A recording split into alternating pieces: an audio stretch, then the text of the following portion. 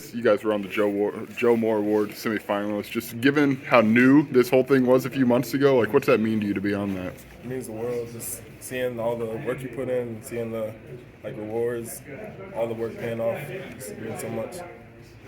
What was key for this offensive line to come together this season and be where you are? I just feel like off the field, our chemistry is really good and translates to on the field.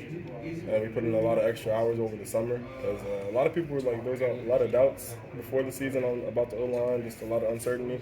And it just motivated us to go harder and gel more together, and I feel like that's what's happening.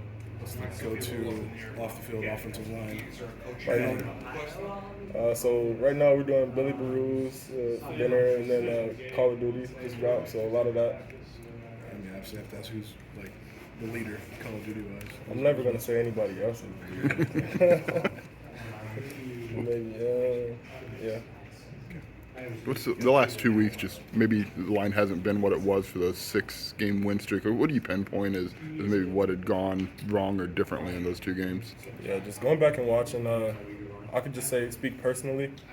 There's probably some games where I definitely wish I could have back, just especially after watching.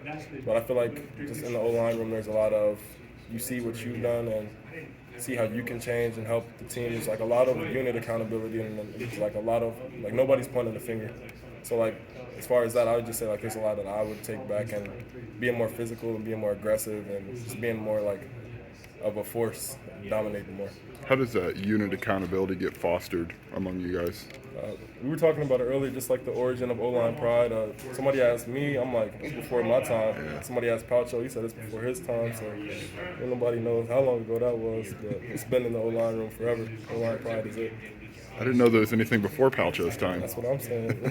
Respectfully. So after these last few games, how do you guys turn it around? With a challenge like Michigan? It's definitely a challenge, but we're looking at it as an opportunity just to, get back where we need to be. And we couldn't have a better opportunity in front of us just to make everything right over the past 2 weeks.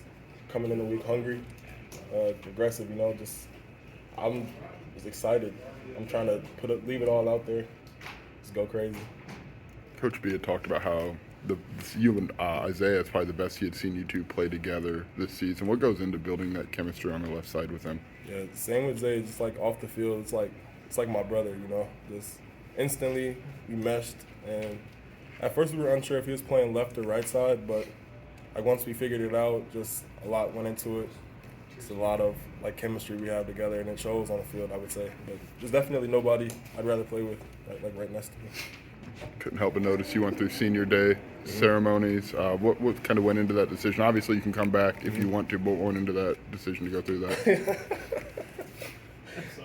I've been here 5 years. One of my family to be able to see or experience that for me too, and just as far as the season, definitely, just definitely was more for my family, but been here for a long time.